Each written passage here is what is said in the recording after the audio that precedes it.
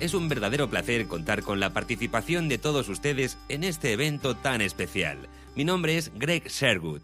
Me hace feliz tener conmigo hoy al escritor y profesor, el Dr. Eldon Taylor. Eldon Taylor, como probablemente sepan, ha sido premiado por el New York Times como autor de superventas de más de 300 libros, vídeos y audios. Es el inventor de la tecnología patentada como diálogo interno, Inner Talk, y es también el fundador y presidente de Investigación de la Consciencia Progresiva, Progressive Awareness Research. Se le considera un maestro de la mente y un experto tanto en hipnosis como en comunicación del subconsciente. Es miembro de la Asociación Americana de Psicoterapia, American Psychotherapy Association, y es un conferenciante muy solicitado. Sus libros y su material audiovisual han sido traducidos a más de una docena de lenguas y ha vendido millones de ejemplares en el mundo entero. Dr. Eldon Taylor, muchas gracias y bienvenido a esta sesión de la Cumbre Mundial de Hay House. Es un placer, Greg. Estoy muy contento de poder hablar de este tema. Bien, ¿sabe usted que el objetivo de estas horas en las sesiones de la Cumbre Mundial de Hay House es dar a todos aquellos que quizá comprenden en alguna medida su trabajo o que incluso lo han seguido durante años una oportunidad para que en el corto espacio de una hora puedan adquirir algún medio, algún sistema, algunas orientaciones que puedan poner en funcionamiento en sus propias vidas? Sé muy bien que usted conoce muchísimos procedimientos adecuados para ello y que, de hecho, el principal objetivo de su carrera profesional es ayudar a la gente a cambiar y a conseguir mejorar de una manera clara su vida. Me ha llamado la atención y estoy seguro de que lo mismo pensarán muchos de nuestros oyentes. Una de las frases que he visto en uno de sus libros, justamente en uno que acabo de leer, y que dice: «Nuestra propia inseguridad es nuestro mayor desafío». Creo que muchos de nosotros, cuando escuchamos a grandes oradores como usted y leemos libros como los que usted escribe, nos emocionamos y encontramos inspiración en sus palabras, pero no conseguimos del todo poner en práctica sus consejos porque me pregunto, y por eso estoy tan interesado en su trabajo, si no hay algo en nuestro subconsciente, algún grado de inseguridad que nos impide conseguir el optimismo y las esperanzas que podríamos obtener en nuestra vida, optimismo y esperanzas, de los que precisamente habla usted en su último libro. Gracias, Greg. En realidad podríamos decir que todo eso que dice es un problema que tenemos como metido en una cáscara de nuez. La gente es capaz de mencionar distintos motivos que les impiden conseguir el éxito. Así, por ejemplo, algunos pueden decir que es una cuestión de tiempo, otros que no les ha llegado todavía la oportunidad, que esto o aquello, y así hasta el infinito. Nada de eso tiene gran importancia porque lo más importante es que para triunfar tenemos que saber quiénes somos y cuáles son nuestros límites. Tenemos que aprender cuáles son nuestras creencias y es importante saber por qué motivo las tenemos. Parece algo obvio e incluso estúpido el decirlo, pero cuando vamos más allá de lo que es superficial, la verdad es que no tenemos ni idea de lo poderosa que es nuestra mente. Una de las cosas que vengo haciendo a lo largo de los últimos 30 años es reflexionar en torno al modo en que nuestras creencias influyen en nuestras vidas. Y no estoy hablando de creencias religiosas, hablo de nuestras opiniones sobre la vida en general. Hace unos 30 años experimenté un cambio en mi vida profesional. Por aquel entonces yo era criminalista y me pasaba el día poniendo en práctica distintos métodos de detección de mentiras, supervisaba investigaciones, incluso llevaba a cabo sesiones de hipnosis médicas y muchas veces me preguntaba por qué hacía la gente esas locuras. ¿Por qué las personas actuaban de esa forma autodestructiva, tan perjudicial para ellas mismas? No tenía sentido para mí. Claro que sí, es lo mismo que pienso yo. Indudablemente, la mayoría de nosotros no somos delincuentes, pero creo que todos pensamos lo mismo acerca de lo que podemos llegar a hacernos a nosotros mismos y a nuestros amigos y familiares. Desde luego. Además, créame, a veces vi gente que...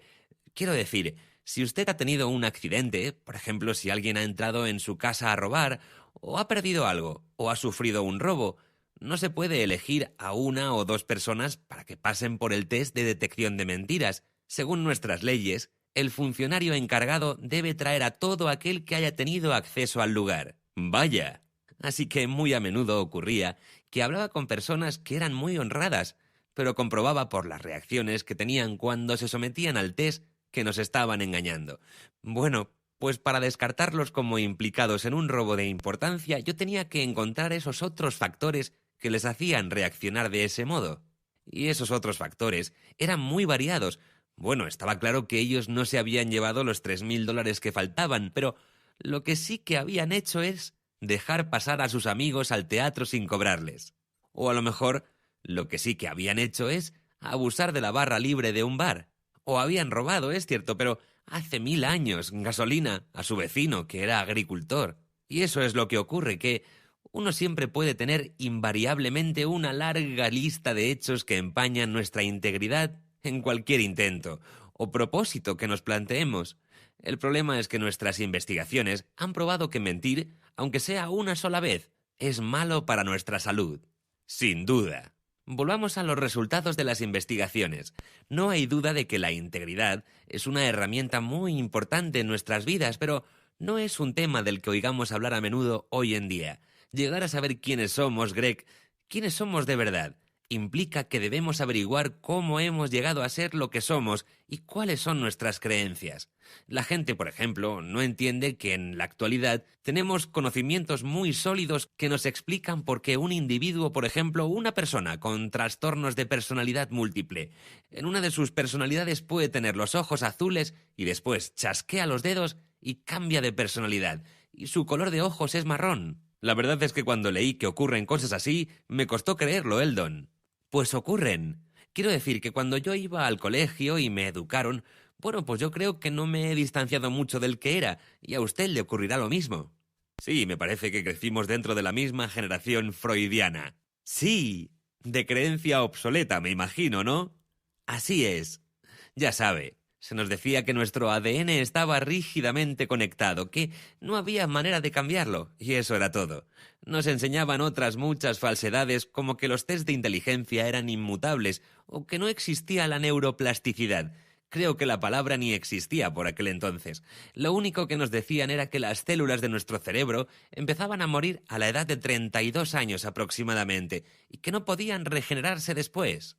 Sí, en efecto, hay un montón de creencias injustificadas que remontan a esa época, pero lo más importante es que muchas de ellas persisten y mucha gente no se da cuenta de que la estructura de sus creencias influye en su cuerpo mucho más de lo que se imaginan. Es decir, piensen de este modo. Lo único que ocurre cuando un paciente con trastornos de personalidad múltiple cambia de personalidad y ya no es más tiempo Susan, sino Susie, es que lo que él cree acerca de quién es, su memoria de quién es, ha cambiado. Esto es lo único que cambia, su propio conocimiento de sí mismo. Tenemos pacientes que no es que ya cambien de color de ojos, es que, según nos dice Talbot, un individuo que tiene un enorme hematoma en su brazo derecho incluso deja de tenerlo tan pronto como cambia de personalidad. Uno de mis ejemplos favoritos que ilustra el poder del que estamos hablando es la conclusión a la que llega David Phillips, de la Universidad de San Diego, en California. Es un estudio que ha llevado a cabo. Lo que Phillips hizo fue decir, veamos, si la mente tiene tanto poder, si nuestra capacidad de creer tiene tanta influencia en nuestra salud, bienestar y longevidad, tengo que ser capaz de cuantificarlo. ¿Qué pasaría si voy a China, en donde creen firmemente en su sistema zodiacal y astrológico, hasta tal punto que no solo te dicen cuál será tu vocación, sino ¿de qué te vas a morir? Así pues, si estudiamos las personas que han nacido bajo un signo del zodiaco que dice que morirán de cáncer, ¿cuántos morirán efectivamente de cáncer? De manera que Phillips se fue a China y recopiló estadísticas que hacían referencia a años pasados. Estudió todas esas estadísticas y vio que había una correlación entre unos datos y otros significativa, absolutamente abrumadora. Si alguien había nacido bajo un signo según el cual viviría una larga vida y podía dormir tranquilo, no parece que importara lo que hiciera. Esa persona vivía una larga vida y dormía tranquilo. Pero si nacía bajo un signo según el cual moriría de un ataque al corazón, resultaba que se moría precisamente por esta causa. Fíjese en los ensayos llevados a cabo con el placebo. Claro, cuando yo iba al colegio, y usted también, se nos decía que alrededor del 20% de los pacientes iban a responder positivamente al placebo. Hoy en día, sabemos que el placebo puede ser más beneficioso que lo que llamamos medicina. Pero es que hemos aprendido más cosas. Nuestras expectativas en torno al placebo tienen tanta fuerza que si yo administro una simple pastilla blanca como una aspirina, un 20 o un 25% de los pacientes creerán que es una aspirina, pero si la pastilla lleva grabada alguna letra, su efecto será mayor.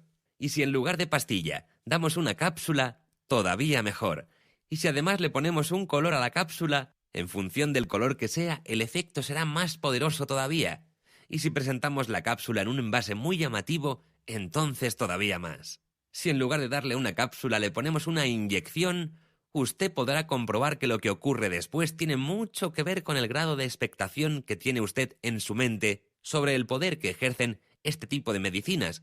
Expectativa que está basada en el hecho de que le han programado para tener confianza en algo que tiene que ver con la eficacia, el coste y el modo de aplicación. No estamos hablando de algo psicosomático, es algo que está actuando de una manera fisiológica completamente real. Es fácil, pues, comprender que lo que nosotros creemos ejerce una influencia enorme en nuestras vidas, en nuestro bienestar, en nuestra longevidad. Es algo que la mayoría de la gente sabe a partir del sentido común. Esa es la importancia de nuestras creencias en todo lo que tiene que ver con nuestros éxitos, con nuestras relaciones con los demás, con el mundo en general. Experimentamos, ¿sabe?, lo que llamamos el efecto Pigmalión. Cojamos, por ejemplo, a un estudiante. Me encanta este tipo de historias. Háblenos de este ejemplo, va a ser curioso. Bueno, tomemos el caso de un estudiante que puede que sea uno con problemas de aprendizaje. Lo separamos de su profesor habitual y se lo encomendamos a otro diciéndole que es un estudiante especialmente dotado. Ya sabe, su comportamiento puede resultar un poco raro, pero hay niños superdotados. Lo hemos identificado con el test de inteligencia y se lo estamos confiando a usted. Es un joven prodigio. Y lo que ocurre es que puede confiárselo a ese profesor y como él está convencido de que el estudiante es lo que él cree que es, un año más tarde, al final del curso escolar, lo que usted tiene es un estudiante que no solo ha dejado de tener problemas de aprendizaje, sino que además es el primero de la clase. A esto lo llamamos el efecto Pigmalión. Lo que sucede, bueno, una de mis historias favoritas es de mi época, tiene que ver con Roger Bannister. Bannister decidió que iba a correr 1 milla en menos de 4 minutos. Por supuesto que todos los médicos especializados en medicina deportiva se pusieron en pie para decirle que aquello era imposible desde un punto de vista físico, que no podía ser. Bueno, pues él, a pesar de todo esto, lanzó ese desafío, que correría la milla en menos de 4 minutos, y salió en un montón de periódicos. Y por supuesto, hubo historiadores que afirmaron que los griegos ya habían intentado superar la milla en 4 minutos, y que pusieron animales salvajes a correr detrás de los que lo intentaban, pero aún así no lo consiguieron. Así que era algo que nadie podía hacer. Bueno, pues Bannister rompió esa barrera, y fue una maravillosa hazaña. Dígame, porque yo... Espera un minuto. Esto es... De acuerdo, siga. Lo realmente llamativo de la historia del récord de Bannister en la milla de los 4 minutos es que solo un mes más tarde su récord fue superado y que 3 años después un buen número de corredores corría la milla por debajo de los 4 minutos. ¡Increíble! De manera que parece que al final lo que pensaba Bannister se trataba de algo que pensaba mucha gente y no solo una persona. Siga usted con lo que quería decir. Solo quería decir que como he crecido en la misma época que usted, puedo recordar perfectamente que se nos decía que los 4 minutos de la milla tenían que ver con la fisiología del cuerpo humano, que no había manera de superar ese tiempo. Obviamente él demostró que era posible, y la idea de que esa creencia pudo ser rebatida indica, oh Dios mío, que todo es más que relativo, incluso aquello que está más enraizado en nuestra cultura. Si realmente pones todo tu empeño en ello, puedes conseguirlo, puedes correr por debajo de los 4 minutos. Y de repente la idea establecida que todos teníamos cambia y muchas docenas de personas pueden alcanzarlo y conseguir la misma hazaña. ¿Cómo funciona esto? ¿Cómo puedo aplicar estas cosas en mi vida? Y decir, de acuerdo, Eldon, lo comprendo que estás diciendo que nuestras creencias no son más que algo concreto y rígido. Nos las tomamos muy en serio como placebos o como reglas acerca de lo que nuestros cuerpos pueden o no hacer, pero personalmente sé muy bien que tengo certezas que me limitan y que me parecen verdaderamente reales porque me las han inculcado mi madre o mi padre o mi entorno cultural o lo que sea. ¿Cómo empieza usted a liberarse de ellas, especialmente de las creencias que limitan nuestras posibilidades? Bien, creo que se trata de un proceso sencillo, asentado, por así decir, sobre 3 patas. La primera de estas patas tiene que ver con que comprendamos la naturaleza de las limitaciones de nuestras creencias. Y lo podemos hacer analizando el fluido de nuestra consciencia, lo que yo llamo nuestra conversación interna. Muchísimas veces en mis seminarios, para poner un ejemplo, utilizo un ejercicio que voy a compartir con ustedes ahora. Si preguntamos a nuestro público, ¿cuántos de ustedes querrían ganar $1.000.000 este año en sus negocios? Todos. Todos levantan las manos. Yo también levanto la mía, Eldon. La levanto. De acuerdo. Ahora si les decimos, ¿entienden lo que les digo? Van a hacerse con $1.000.000. Van a ganar $1.000.000. No van a ganarlo en la lotería, es decir, tendrá usted que hacer algo diferente de lo que ha hecho hasta ahora. Va a tener que asumir probablemente riesgos. Puede que tengan que pedir un crédito. Puede incluso que tengan que hipotecar sus casas. Puede que empiecen un nuevo negocio, que tendrán que hacer algo para ganar ese $1.000.000. Y todo comenzará con la certeza de cada uno de ustedes de que lo conseguirá. De modo que quiero que se digan a sí mismos, despacio, creyéndoselo en voz baja para ustedes mismos. Este año voy a ganar $1.000.000. Y sabes, Greg, solo han pasado unos segundos, pero ya puedo ver sonrisas en las caras de las gentes y cabezas que asienten. Y esto es porque lo que ocurre es que cuando uno se habla con sinceridad, puedes tener una conversación que ya has tenido con anterioridad. Y puede decirse, claro, seguro. ¿Y qué es lo que vas a hacer? ¿Robar un banco? Porque tu certeza más íntima no cree que tengas capacidad de conseguirlo. En un segundo nos llega, y obviamente si crees que no vas a ser capaz por la razón que sea, está claro que no lo vas a conseguir. En cambio, si tuvieras a Bill Gates en la misma habitación, sabes que su proceso mental sería algo así como, bien, $1.000.000 cubre al personal que está a mi servicio. Hay una diferencia enorme en cómo vemos cada uno de nosotros las cosas. Y si analizamos al detalle el fluido de nuestra consciencia, obtendremos una reacción directa a lo que de verdad creemos. De manera que cuando nos decimos a nosotros mismos, valgo para esto, estoy preparado para hacerlo, y lo creemos de verdad, lo que conseguimos es que de nuestro interior rebote hacia nosotros la afirmación, ya está, vea por ello, y no, ya, ¿qué quieres decir? Bueno, ¿para qué? ¿Te acuerdas de cuándo? Y ese tipo de diálogos. De esta manera nos vamos dando cuenta, esta es la primera pata sobre la que asienta el proceso del que he hablado. Después tenemos que reinventarnos, esta es la segunda pata. Me he pasado años y años haciéndolo y por supuesto de esto trata la Inner Talk, diálogo interno. Hay maneras de reciclarse mediante las afirmaciones. Louis Hay, claro, fundó la Hay House, basándose en la fortaleza del poder de las afirmaciones.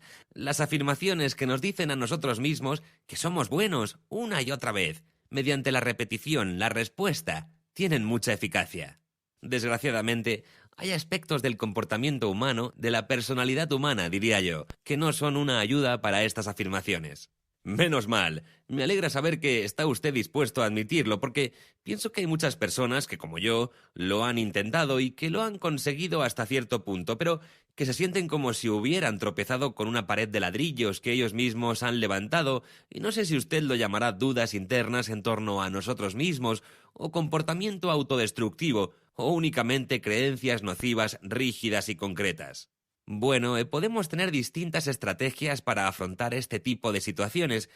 Déjeme que le ponga un ejemplo de la vida real para que podamos profundizar en esta idea juntos. Cuando yo era pequeño, quería ser cantante. Iba a ser el siguiente Wayne Newton. Solía ver con mi familia ese programa tan famoso que se llamaba Hit Parade. Y había una canción que me encantaba. Se llamaba Vaya con Dios. Y yo la cantaba y practicaba una y otra vez. Por tiempo después, resulta que nos reunimos en Wyoming y mi madre me empujó al centro de la habitación porque la familia de mi padre era de menos cultura y la de mi madre era, digamos, una familia de cuello blanco y no siempre se llevaban bien. Mi madre en un momento determinado vio que podía iniciarse alguna discusión y quiso cortarla por lo sano.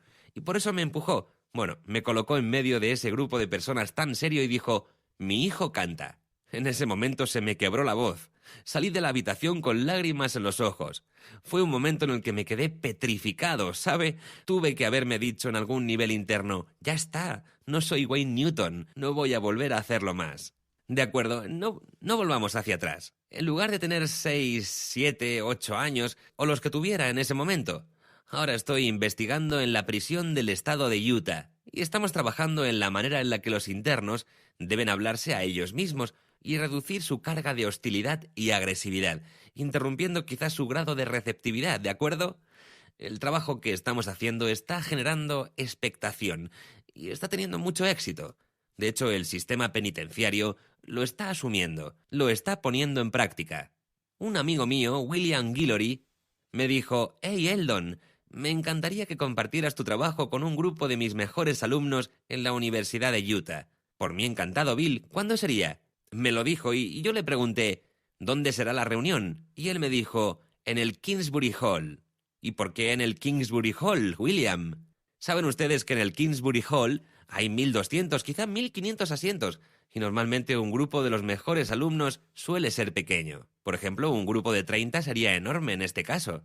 Y él me dijo: «Oh, es que sucede que los químicos negros de América están en la ciudad y, como sabes, yo soy su presidente, y me gustaría que te escucharan ellos también. Esto supondrá que habrá unos 800 químicos brillantes en tu charla». De repente se me hizo un nudo en el estómago.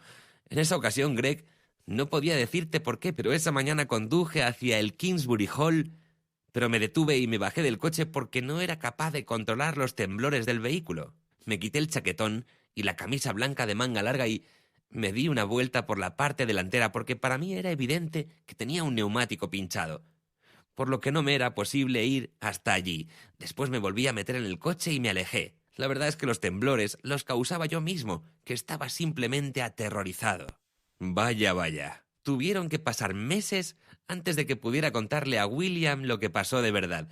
Pero por una feliz casualidad, no mucho tiempo después, un actor me preguntó si podrían usar la tecnología de la Inner Talk, diálogo interno, para ayudarles a superar el miedo escénico. Así que, como haría un buen estudiante de ciencias, diseñé un perfil que fuera exclusivo para los pensamientos que recorren la mente de quienes tienen esa ansiedad ante una representación escénica.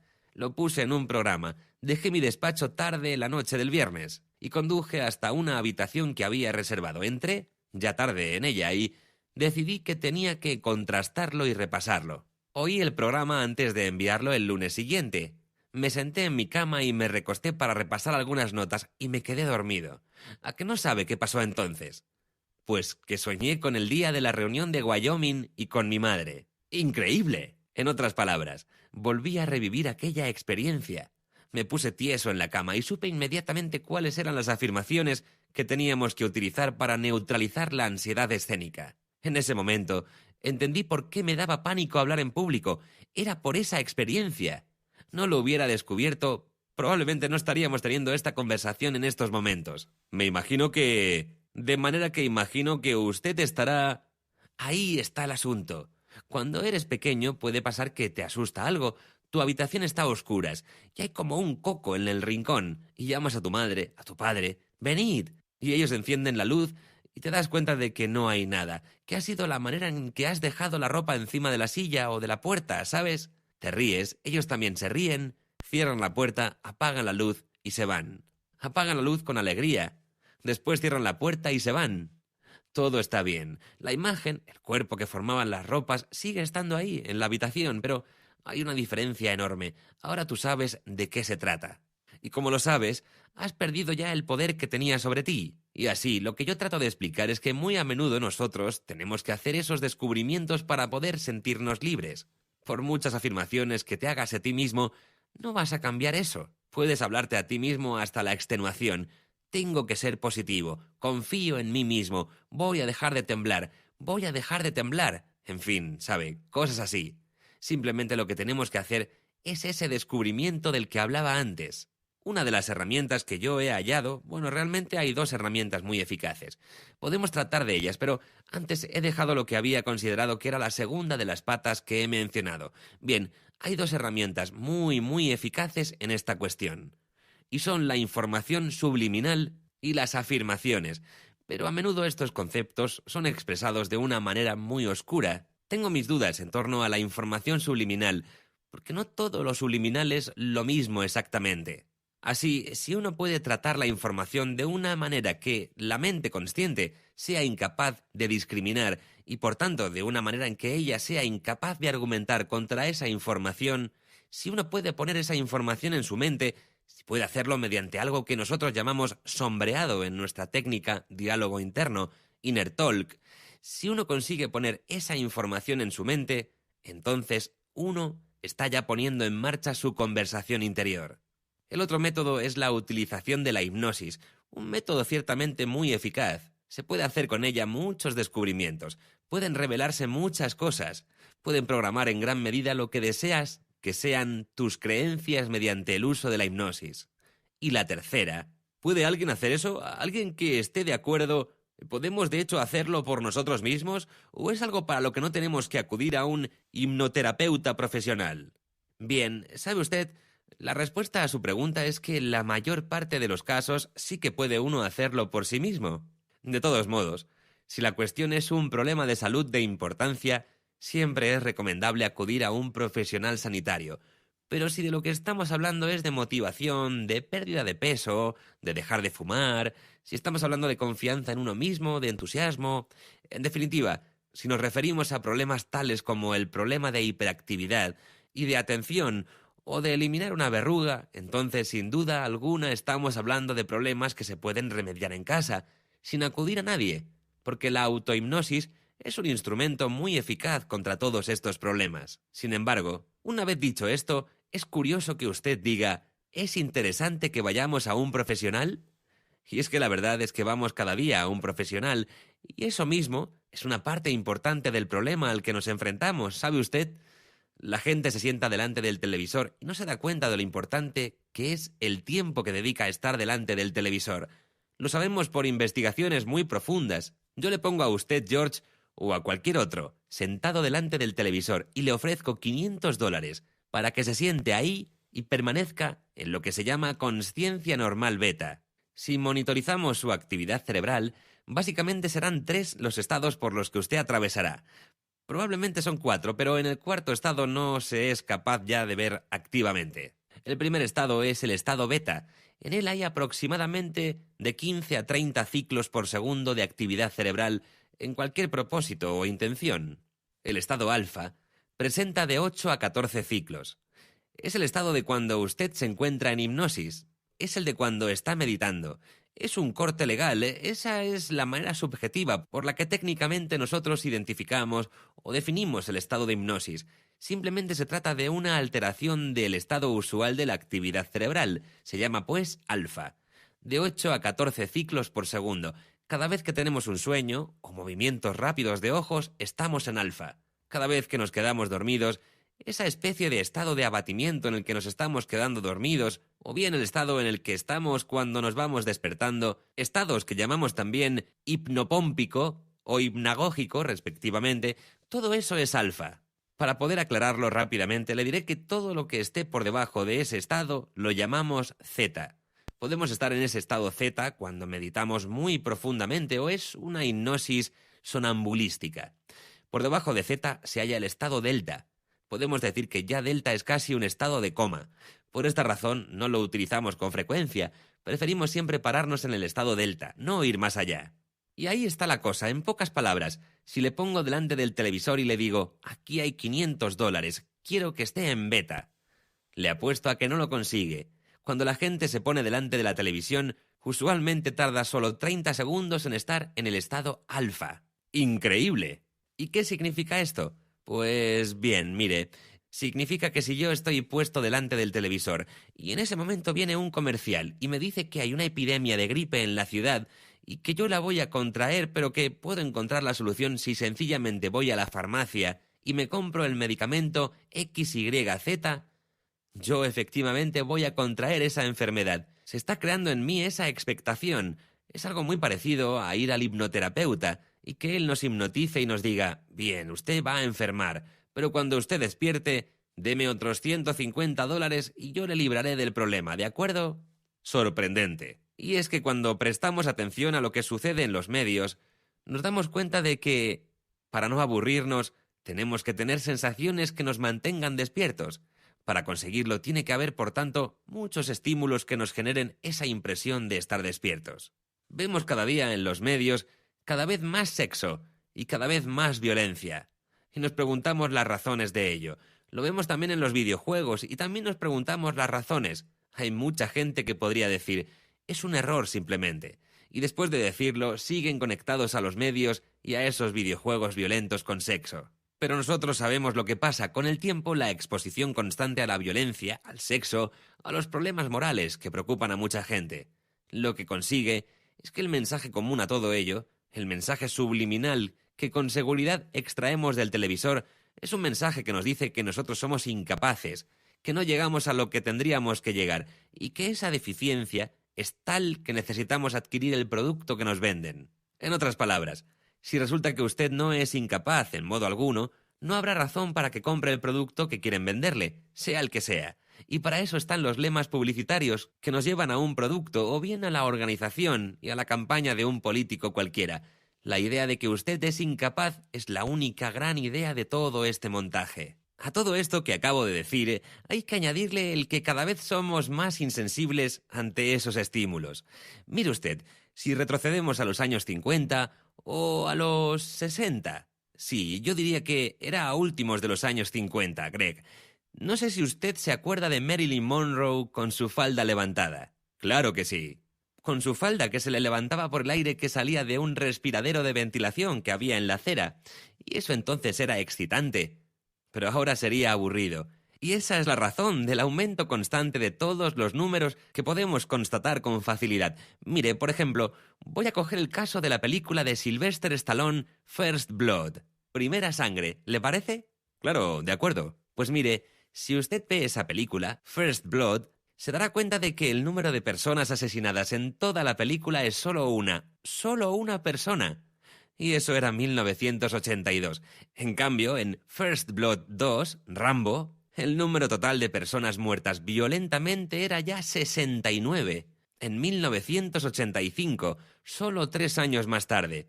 En 1988 tenemos ya Rambo 3. Y el número de asesinados era ya de 132 en esta película. Pues sí que... En 2008 tenemos Rambo 4 y ahora el número de muertos que tenemos es 236. En la primera película, la única persona que moría no lo hacía hasta el minuto 29 y 31 segundos. En cambio, cuando cogemos Rambo 4, tenemos ya la primera muerte a los 3 minutos y 22 segundos de la película. Bien, espere un minuto. ¿Qué es lo que está pasando? Pues simplemente que cada vez hay más y más estímulos sencillamente para evitar el aburrimiento del espectador. De acuerdo, nosotros mismos nos ponemos en alfa, nos ponemos nosotros sentados ahí, delante del televisor, y por así decir, nos vaciamos completamente de nuestras creencias. Y después nos preguntamos, sorprendidos, ¿por qué existen esas pegatinas que se ponen en los coches y que dicen cosas como «Gracias a Dios, es viernes», o «Yo no me desquito, yo me despongo»? De hecho, hemos interiorizado todo esto en nuestros sistemas de creencias. Y así, la tercera pata de la que hemos hablado y a la que quiero hacer mención ahora es esta. Tenemos que analizar qué es exactamente lo que creemos. Es algo a lo que yo ahora dedico una gran cantidad de tiempo. Y sabe usted, permítame que le ponga otro ejemplo, porque los ejemplos son muy ilustrativos de todo esto. No hace mucho tiempo, yo seguía 2 cadenas de noticias. Una era muy de derechas. La otra era una cadena muy de izquierdas. Y se dio el caso de que las dos, al mismo tiempo, pusieron en marcha unas encuestas. Una de ellas, la primera, presentaba la pregunta para su encuesta de la siguiente manera. ¿Cree usted que los contribuyentes de menor renta deberían ser obligados a pagar para que los niños ricos puedan ir a sus escuelas privadas? Por su parte, la otra cadena presentaba la siguiente pregunta a sus encuestados. ¿Cree usted que los contribuyentes con menor renta deberían ser obligados a buscarse un segundo trabajo para poder tener el dinero suficiente para llevar a sus hijos a escuelas que de verdad funcionen? Bien, la verdad es que toda la cuestión iba en torno a los vales escolares, pero la manera en que esas 2 cadenas presentaban el tema daba como resultado que cuando oía a la de izquierdas, yo decía que por supuesto que no, mientras que si oía a la de derechas, que estaba a favor de los vales escolares y preguntaba si se debía obligar a las familias con menos recursos a buscar un segundo trabajo, si querían llevar a sus hijos a los mejores colegios. También entonces yo me decía que por supuesto que no, que eso no estaba bien. Y es que, bien, aquí hay dos cosas de importancia. La primera es, ¿por qué razono ante todo a partir de lo que me dice un lema, un eslogan? Si es que realmente estoy interesado en la cuestión de que se trate, lo que tengo que hacer es buscar vales escolares en Google. Debo ir a la biblioteca, averiguar qué son exactamente esos vales escolares, quién los usa, de dónde sale el dinero para esos vales, qué impacto pueden tener en nuestro sistema educativo, qué tipo de estudiantes estamos formando, quiénes son los que realmente saldrían beneficiados de estos vales. ¿No le parece que yo debería obtener información como esa mejor que simplemente tragarme frases publicitarias o eslóganes? Así lo creo yo, sí. Yo también pienso así. Si es que quiero estar de verdad bien informado. El segundo punto es el siguiente. Si yo me identifico a mí mismo como una persona de izquierdas, con seguridad no voy a escuchar la cadena de derechas. Si me identifico más bien con la derecha, con seguridad no voy a querer tener contacto alguno con la cadena de izquierdas. Así, lo que consigo de verdad es que elijo sumergirme, por así decir, en un sistema de creencias y seguir ese sistema como si fuera un perrito detrás de su dueña, o como si fuera un niño y siguiera el flautista de Amelín. Y todo eso me lleva a mi pregunta favorita, que voy a plantearle a usted y a nuestra audiencia, Greg. ¿Cuál fue su último pensamiento verdaderamente original? Bien, ¿sabe qué? Tengo que decírselo. Leí esa pregunta en uno de sus libros, y he estado semanas enteras pensando en ello, y creo que realmente es un desafío estremecedor el que usted nos pone delante cuando nos plantea esa pregunta, porque es muy difícil. Cuando comienzas a desarmar cada creencia, cada idea que tienes, te das cuenta que siempre parece estar conectada a algo que te han dicho o a algo que has asumido de otros, a algo que te han enseñado, y entonces te haces la siguiente pregunta. Bien, ¿nadie más que yo piensa eso? Es realmente muy difícil encontrar un pensamiento totalmente original en nosotros. Así es, como usted dice, y todavía más, si uno presta atención a ello, entonces se da cuenta de que no son solo nuestras ideas, nuestros pensamientos, son también nuestros objetivos, nuestras ambiciones, nuestros deseos. ¿Sabe usted? Es también el coche que quiero, la cartera que me compro, la ropa, la manera en que me visto. Es difícil darnos cuenta de hasta qué punto nos hemos convertido en seres autómatas. Darnos cuenta de hasta qué punto nuestro comportamiento está programado justamente para ser manipulado sin que nos apercibamos de ello, sin que haya una plena disposición mental en nuestro comportamiento. Una cosa muy reveladora de todo esto es prestar atención a cómo cambia la gente de ropa. Tengo una amiga psicóloga que trabaja en un programa de radio. Trabaja en un programa de radio al que la gente llama para conversar. Es psicóloga y le encantan las motos de Harley Davidson. Voy a decirle de qué se trata con todo esto. Y es que cuando ella está montada en su Harley, con su motocicleta entre las piernas, cuando se ha puesto sus pantalones de cuero y su casco, es una persona diferente a cuando está arreglada formalmente en su oficina tratando con un cliente. Camina de una manera distinta, habla de otro modo, es una persona diferente. La mayor parte de nosotros sabemos que si cambiamos nuestras ropas, si nos ponemos unas zapatillas de deporte o unos jeans, nos comportamos de una manera distinta que cuando vamos de traje y corbata. ¿Por qué pasa esto? ¿Es que nuestra manera de vestir nos predispone a hablar de una manera u otra? Mire, he tenido durante muchos años una granja de cría de caballos, un establo de caballos de carreras. Yo mismo tenía la licencia para ejercer de entrenador de caballos de carreras. Y he tenido también entrenadores de caballos trabajando para mí. Y lo que puedo decirle es que cuando me ponía las botas y los pantalones de faena y me iba al establo con los caballos, bien, pues que tenía que prestar mucha atención para que no cambiara dentro de mí algo que me hiciera, por así decir, adquirir un carácter nuevo. Y todo eso simplemente porque me había puesto un par de prendas nuevas. Lo que la gente necesita, yo al menos pienso que la gente lo necesita, es entender bien lo que voy a decir a continuación. Y tengo el propósito de comunicárselo hoy, Greg. Hace años, al final de los 50, un hombre muy brillante llamado Benjamin Libet, sirviéndose de su equipo EEG, lo más adelantado que había en ese momento, estudió los potenciales corticales evocados, también llamados ondas P300, potenciales que se incluían en un área del cerebro de la que sabemos que está asociada con todos los procesos inconscientes. Y de esta investigación surgió un tema de gran importancia. Es el tema que tiene que ver con la libre voluntad.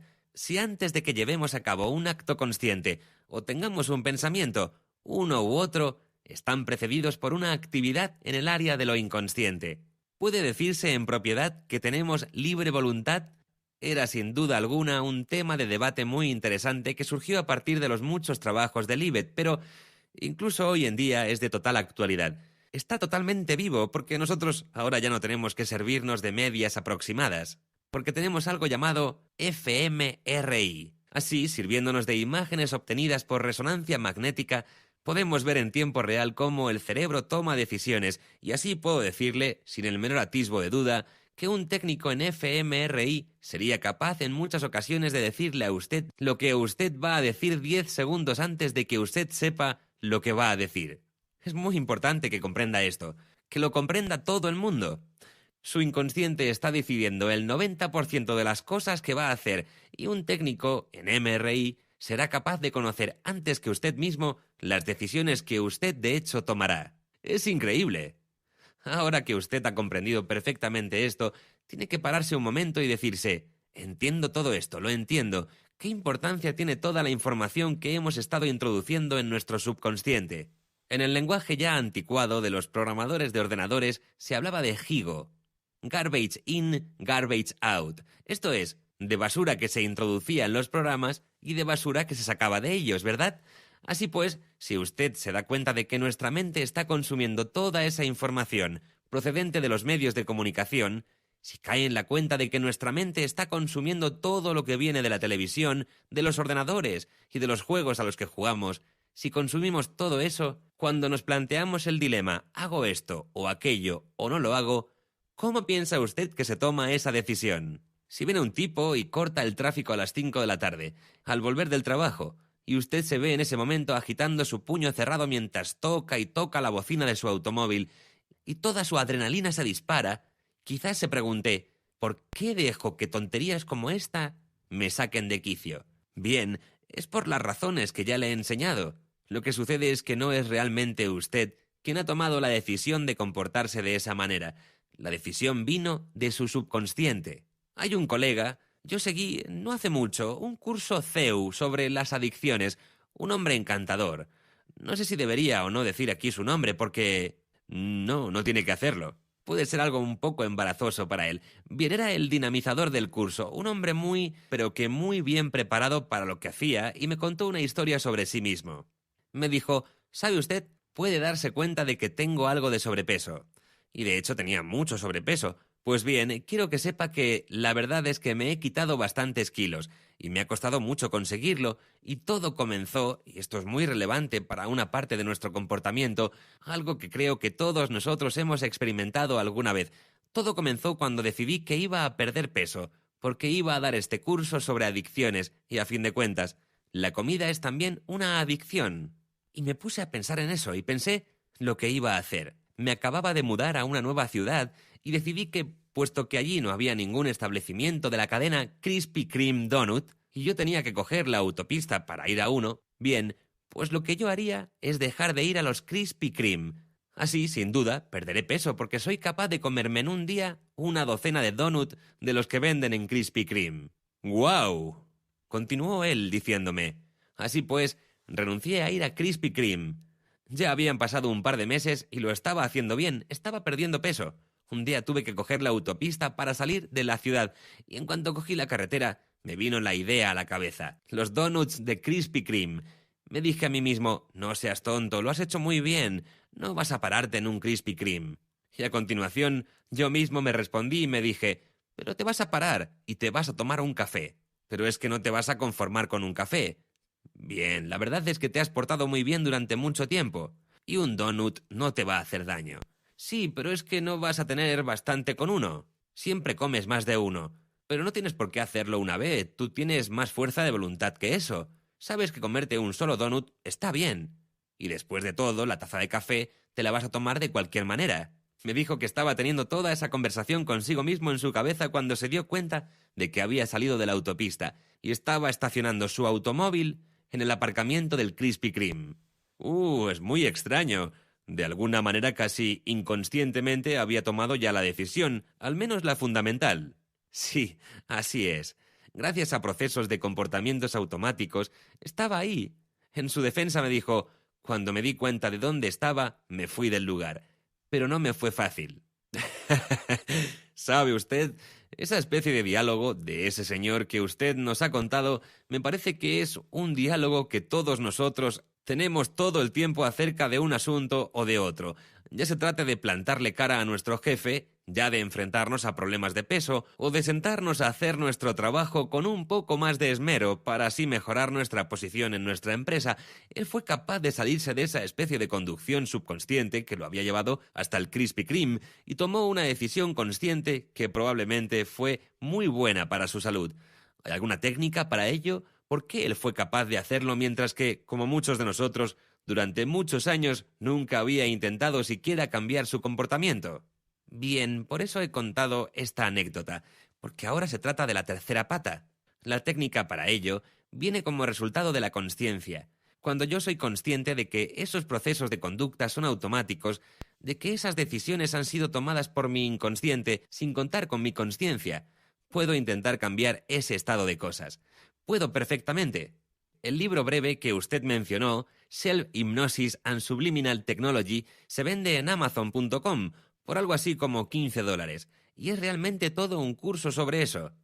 Hay House, Red Tracy y mi manager trataron juntos sobre ese tema, y decidieron que teníamos que hacer un curso completo con todas las herramientas útiles y al alcance de la gente, las mismas que tendrían si se gastaran $300 o $400 en ir a un hipnoterapeuta o a una escuela de hipnosis.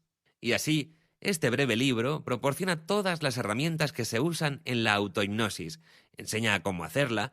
No es solo un libro, sino que viene con un CD que tiene sesiones reales para conseguirlo. Tiene también cierto número de programas descargables.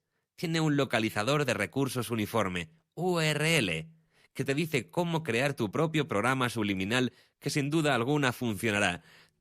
Te muestra exactamente cómo hacerlo en tu propia casa.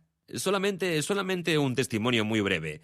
Acabo de leer su libro y es realmente extraordinario. Se podría decir, Eldon, que usted ha tirado la casa por la ventana, porque lo que ha hecho es demostrar a la gente cómo grabar y cómo crear una de esas sensaciones de inner talk para sí mismos, dependiendo de cuáles son los temas problemáticos. Ha puesto usted blanco sobre negro en cómo hacerlo. Es algo muy extraordinario. Gracias, Greg. ¿Sabe usted? Si uno lo que quiere es ganar mucho dinero, entonces no hace tal cosa. Lo hace si tu propósito es ayudar a la gente, y ese es el propósito de Hay House. Ese es también nuestro propósito. Esa es la razón de que nosotros estemos en Hay House. Y sobre eso trata el libro. Si uno se hace con el libro, tiene el curso completo por algo así como $15. ¿Sabe? Mi libro Mind Programmation, traducción española, La programación mental, Sirio Editorial 2010, busca que todo el mundo pueda comprender cómo estamos programados y que lo comprenda en todos sus pequeños detalles. Nosotros tenemos todos esos caracteres de autoderrota. Son parte de esa maquinaria que llamamos mente. En nuestro propio lenguaje hay algunas expresiones reales que evidencian su existencia. Así nosotros podemos llamarlos inclinaciones, prejuicios ocultos, podemos hablar de presunciones, pero en todo esto lo mejor es que me deje darle tan solo un par de rápidos ejemplos. ¿Se acuerda usted de Susan Boyle, de America's Got Talent? Oh, claro, me encantaba, me gustaba muchísimo. Estupendo, pues esta mujer viene al caso. Ella se sube al escenario. Es una ama de casa desaliñada que realmente parece salida de un póster de los años 50 sobre cómo vestir mejor, ¿de acuerdo? Pues bien, el público se pone a balancearse con sus canciones, se ríe. A los jueces se les salen los ojos de las órbitas. Las mujeres se quedan boquiabiertas. Y todo lo que se está oyendo es una canción de lo más melifluo. Y he ahí la cuestión. ¿Qué nos hace pensar de una determinada manera acerca de un cantante? Permítame que le ponga otro ejemplo. Hacemos test que determinan hasta qué punto las personas son capaces de adaptarse a un contexto, a una situación dada. Así, por ejemplo, a lo mejor le hacemos entrar en una habitación en la que hay 2 mesas y colgando por encima de cada una de ellas hay una cuerda, y encima de una de ellas hay un martillo y algunos clavos. Le decimos que hay que unir entre sí las 2 cuerdas. Entonces usted coge el cabo de una de las cuerdas y camina hacia la otra mesa, pero no puede alcanzar la otra cuerda. Pues bien, coge la otra y se da cuenta de que tampoco puede llegar hasta la otra. Vemos a la gente mirar intentar hacerse una idea, sentarse encima de la mesa, hacer todo tipo de maniobras, hasta que finalmente mueven la cabeza en señal de imposibilidad. ¿Sabe usted? Hay algunos que cogen el martillo y miran a ver a qué podrían dar martillazos y finalmente lo dejan. Y esto sucede porque, para ellos, un martillo no puede ser en manera alguna un péndulo, pero sabe, si ellos ataran el martillo a una de las cuerdas y la hicieran balancear, podrían llegar hasta la otra mesa y alcanzar la punta de la otra cuerda. La cuerda, al balancearse, llegaría hasta ellos y les permitiría atar las dos juntas. Nosotros les decimos que intenten salir de la caja en la que están encerrados, pero ellos nos responden: ¿qué caja? ¿Qué quiere decir usted? Bien, es solo un ejemplo de la imposibilidad para muchos de pensar de una manera diferente, creativa.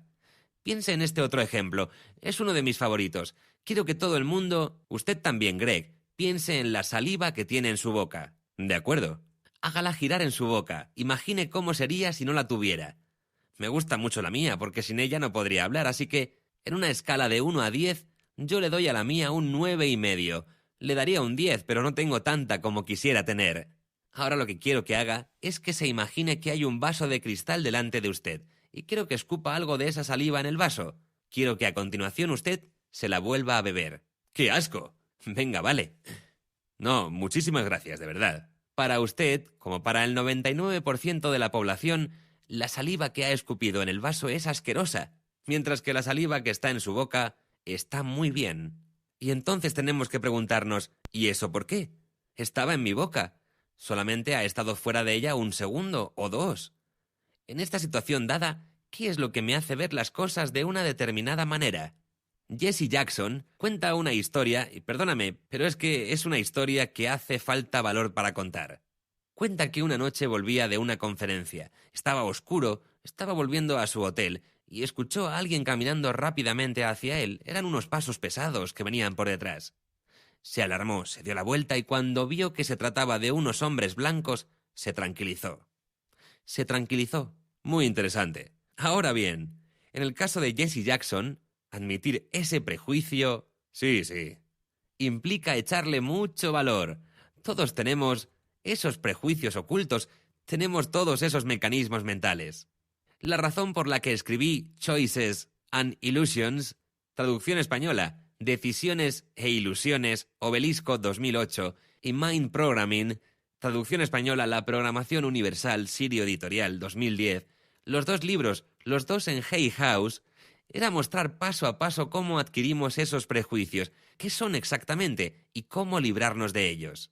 Así, una vez que es consciente de cómo estamos programados, una vez que ha tomado una decisión y uno ha hecho su elección, uno está en el parking del Krispy Kreme, todo lo que sabe uno es que va a entrar. Oh, Taylor, he escuchado lo que usted ha dicho, pero simplemente no lo voy a hacer hoy. Tiene que tomar esa decisión, tiene que decidirse a hacer esas 3 cosas. Tiene que ser proactivo y decirle que va a hacerse cargo de su propia vida.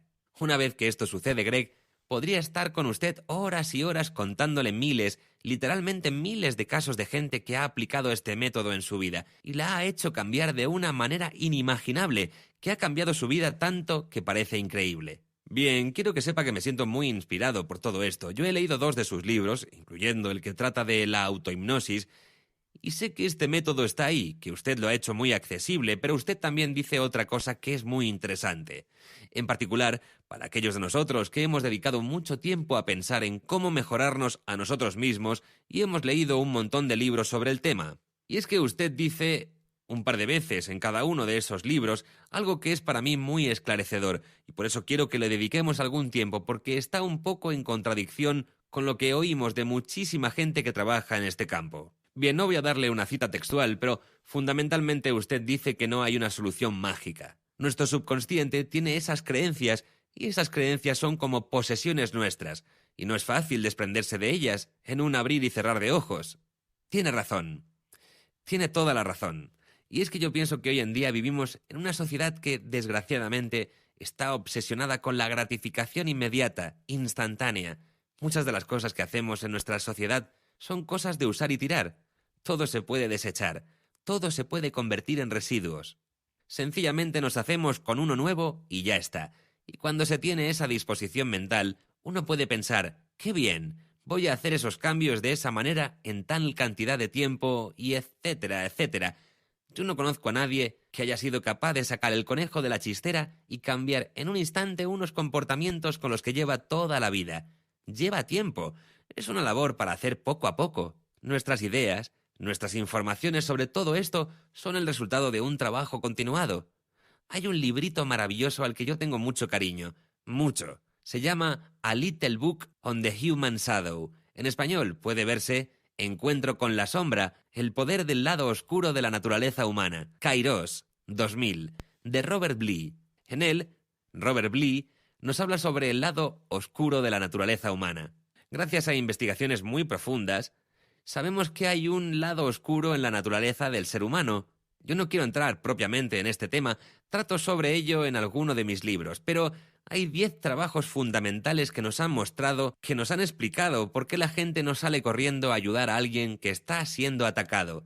Estas obras nos explican aquello que ha sido llamado el efecto Lucifer en el ser humano, pero podemos dejar de lado, al menos por el momento, esto porque podemos asumir que todos los que nos están oyendo son gente Hay House, y por ese motivo están una zancada por delante de todo esto. Pero la verdad es que el hecho de estar una zancada por delante de todo esto, el estar una zancada por delante, no significa en modo alguno que nosotros no hayamos tenido esos pensamientos oscuros y que no hayan venido a nuestra mente ideas tales que uno haya dicho, olvídalo, no quiero pensar eso, no quiero pensar de esa manera. Eso no significa tampoco que nosotros en un momento dado no hayamos estado lo suficientemente enojados con alguien como para haber hecho algo de lo que nos habríamos arrepentido después. No significa que nosotros no echemos en cara a alguien algo de nuestra vida hasta el punto de que reprochándoselo a esa persona no nos quitemos de encima nuestra propia responsabilidad. Y es que probablemente aquí reside el punto más flojo de todas nuestras emociones. Sé que es así después de mucha investigación sobre el tema. Aquí está la cuestión a la que quiero llegar. Bly trata sobre cómo venimos al mundo y todos nosotros somos muy espontáneos y hacemos todo lo que queremos. Como un bebé, vamos explorando todo. Pienso que incluso podríamos coger alguna cosita oscura del pañal y probarla, ¿verdad? No sabemos hacerlo mejor. Pero ya después comienzan a decirnos, no hagas eso, no, Johnny, no te tienes que enfadar, no es bueno enfadarse, Marta, no seas envidiosa, la envidia es pecado. Y cada vez que nos dicen esas cosas, que no deberíamos tener ese sentimiento, que sentir eso está mal, nosotros comenzamos a escondernos a nosotros mismos esos sentimientos. En palabras de Bly, es como si arrastráramos detrás nuestra una enorme maleta, porque nosotros vamos cogiendo esos sentimientos y los vamos ocultando en ella. Lo que hacemos es sencillamente ir metiendo en esa maleta cada uno de esos sentimientos. Según vamos creciendo en nuestro paso por la vida, cada vez son más y más las cosas que nos dicen que nosotros debemos hacer, que nosotros tenemos que sentir, y esto implica cosas de nosotros mismos que nos vemos en la necesidad de ocultar. Y en todo ese proceso vamos acumulando un montón de cosas en esa enorme maleta. La maleta tiene todo tipo de cosas en su interior. Si le parece, ahora ya podemos apartarnos de la metáfora de Bly y volver sin más a lo que estábamos diciendo en torno a las estrategias de defensa o el conjunto psicológico de cómo funciona la mente y todos los otros temas que hemos tocado en la última hora. Todas estas cosas conforman al ser humano, y cuando un ser humano dice «he tenido un problema de autoestima en mi vida, pero no lo voy a tener más, voy a decirme a mí mismo que estoy bien y voy a estar bien», ese ser humano que dice tal cosa ha estado en un proceso de renuncia, de negación, todo lo que ha podido, hasta que ha sido capaz de desembarazarse de esa enorme maleta, y ha sacado de ella todas las cosas que habían hecho que se deteriorara lo más profundo y puro de su naturaleza, lo que esa persona es, su genuino, su honesto ser. ¿Sabe usted? Mi hijo me preguntó, tengo un hijo que está en el Honors College de la Universidad de Washington, estoy muy orgulloso de él. Pues bien, él este último año ha sido Spoken Scholar. Vaya, felicidades. Me preguntó una vez, papá, ¿cuáles son los libros más importantes que has leído en toda tu vida? Yo le respondí que uno de ellos es un libro que tiene por título The Politics of Experience. Y puedo hacer algunas citas de él ahora mismo porque lo tengo bien presente en mi cabeza. Lo he hecho muchas veces. Robert Lyne, su autor, dice textualmente: El estar enajenado, el estar dormido, el estar inconsciente, el estar fuera de nuestra propia mente es la condición del hombre corriente. La sociedad evalúa muy positivamente al hombre corriente, educa a sus hijos para que dejen de ser ellos mismos y se conviertan en seres absurdos y así en seres corrientes. Los hombres corrientes han matado quizás a 1 centenar de millones de seres humanos, sus hermanos, en los últimos 50 años. Vaya, nosotros no somos capaces incluso de pensar adecuadamente acerca de un comportamiento nuestro que nos pone al borde de convertirnos en nada, pero es que incluso lo que pensamos es menos de lo que sabemos. Lo que sabemos es menos de lo que amamos, y lo que amamos es mucho menos de lo que existe, y así hasta un cierto punto se puede decir que nosotros somos mucho menos de lo que en verdad podríamos ser. Las posibilidades del ser humano son enormes. Cada ser humano es un regalo. Hay una chispa divina en el interior de cada uno de ellos. El ser humano está hecho para estimar el mundo y asimismo de una manera tal que muchos ni siquiera nunca se atreverán a permitirse. A mi parecer, Greg, tiene lugar una verdadera tragedia cuando viene alguien y dice: esta es la solución mágica. Y la solución mágica, por supuesto, no funciona en absoluto, y esa persona entonces dice: bien, esa solución fue bien para todo el mundo, pero en mi caso no funcionó. Se trata sencillamente de que probablemente yo no soy capaz después de todo. Sí, eso es descorazonador, y creo que lamentablemente ocurre con frecuencia. Estamos llegando, Eldon, al final de nuestra conversación. Ha explicado de forma clara y elocuente mediante la metáfora de Robert Bly, y yo pienso que todos nosotros podemos enfrentarnos a este hecho, y que todos llevamos con nosotros esa maleta de creencias, de predisposiciones, de hábitos de pensamiento en el camino de nuestra felicidad, en el camino de nuestra propia apertura al mundo.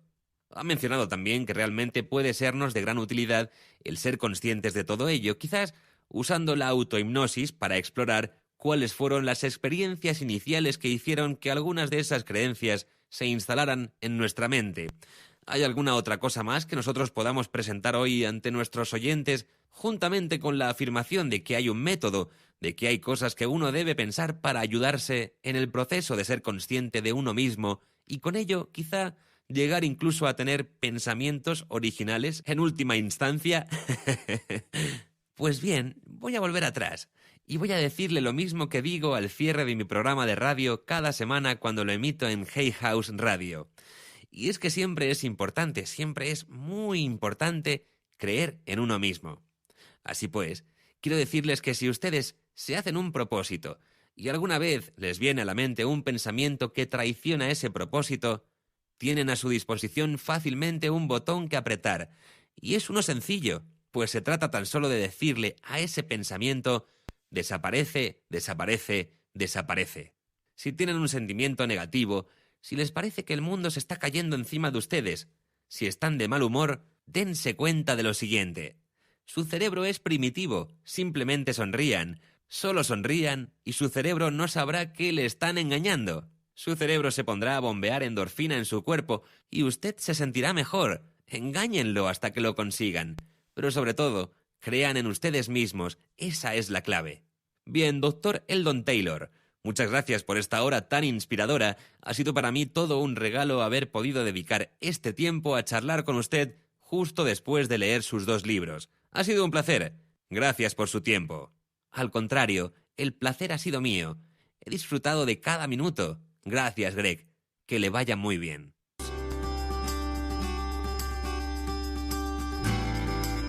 Esperamos que lo haya encontrado inspirador, edificante y educativo.